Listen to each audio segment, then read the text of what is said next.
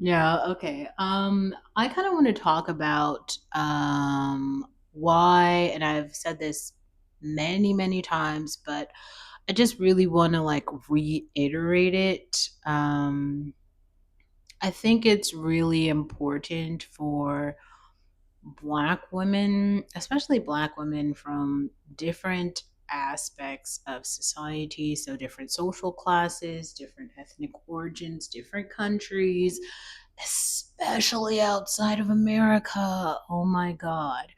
To make content. Yes, I want to hear your opinions about your society.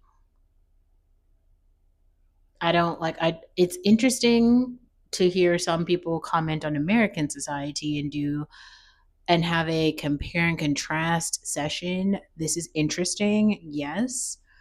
But even more than that, while some of you are making this type of content, you are actually missing what is happening around you. Like Africa is changing right now, every day. And are you participating in that change? Because, I mean, I would really hope for you to get left behind in your own country. Like, I'm very familiar with what's going on in American society. And I think that there are people from all other, we'll call them like neighborhoods and regions who have some idea that what they see online is like completely accurate and reflective of what's happening in American society. It's one of the reasons why I completely appreciate really myself for believing in myself enough to continue to produce content even when it's not like thriving, it's not doesn't have mass appeal. It is still a node in like the matrix to an extent. And I think that that's valuable. But I'm saying that in a way that like I have a life offline. I share a lot online, but I have a life offline.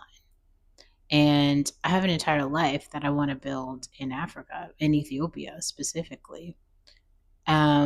Whether or not I blog that entire thing, that's really going to happen for me for real. And I just, some things I guess I'm concerned about because I feel like some people try to use my story as an example when there is no example. For instance, um, I see a lot of people like as I live in LA now, right? There's all of these advertisements for some show with Tiana Taylor and Kim Kardashian and some white lady and some black lady comedian.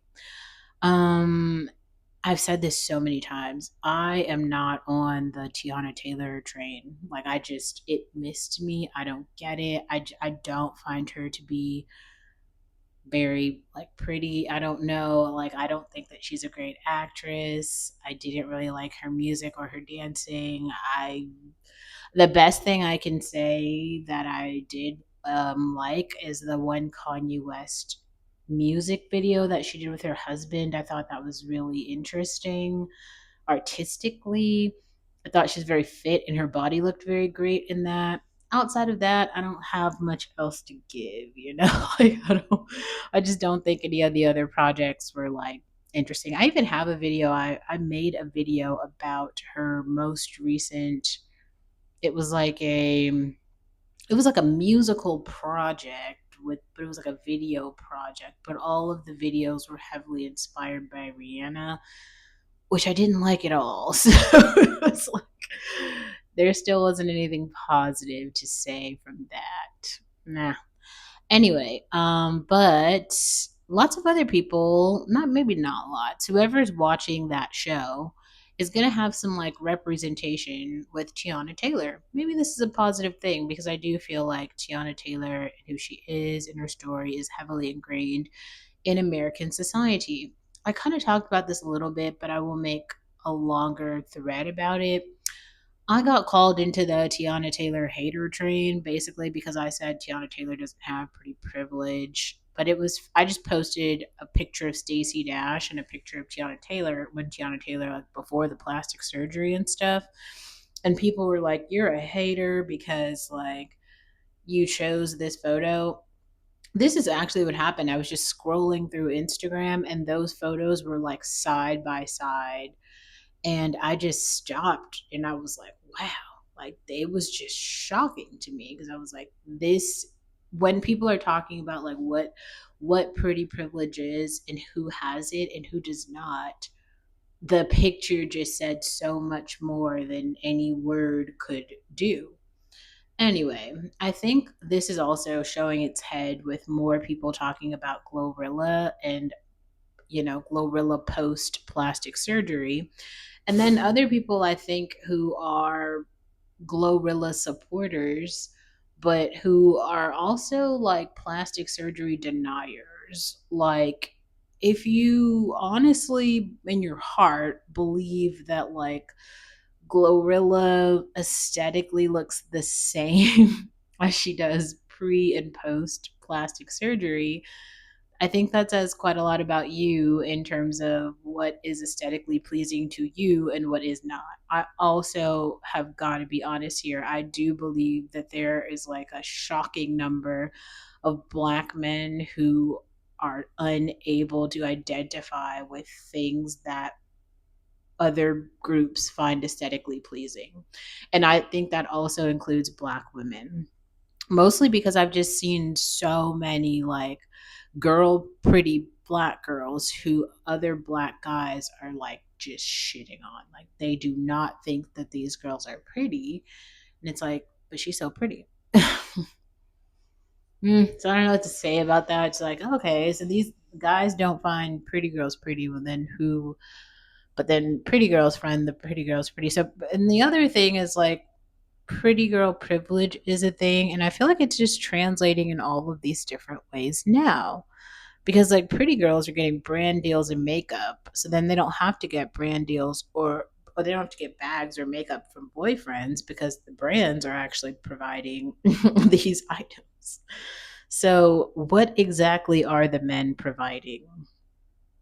This is not a question for you to like answer. I'm just saying if the brands are providing the kitchenware, sponsoring trips and dinners, buying bags, handing out makeup, which dudes are buying anything? What are the men buying? I can answer this for you. The men are buying the women on OnlyFans. That's it. Every single thing is a transaction. This is why women are coming online saying it is embarrassing to have a boyfriend. Hmm. Surprise. The girls who are available to the men look like Glorilla before surgery, and we call them pygmishas. Hmm. Everybody can feel your feelings, but no men are like walking down the street proudly flaunting Glorillas to other people in society with some expectation that those people are going to be like, she's gorgeous. Nobody's going to say that. So I don't know who needed to hear that, but I guess somebody had to say it.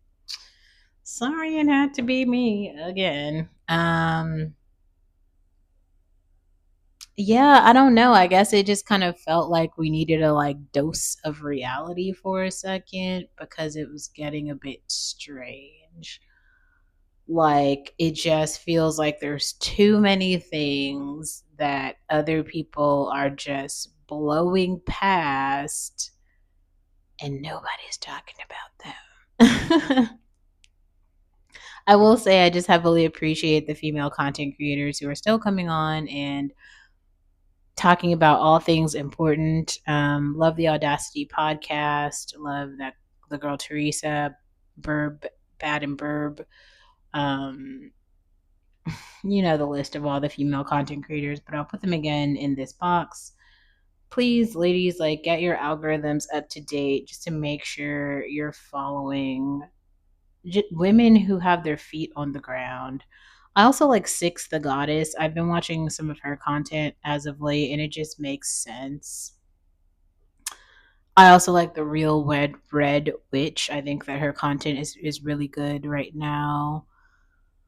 I guess I just feel like maybe this was always how it was gonna go. Like you have to follow people who are in your rank. Like follow people who are as attractive as you are.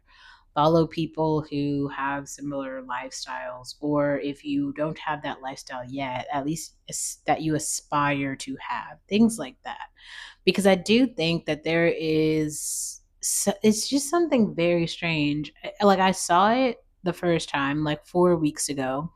It was like LeBron James posted a picture of some boys camp, and all the boys reminded me of Kai Cenat.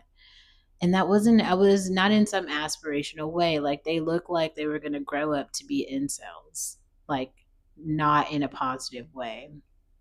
I think that there are some men in society who have figured out or who crave or who are participating in, husband society. They want to be fathers, they want to be partnered, they like and care about women and are supporting women and have women. But there are just a lot of men who don't.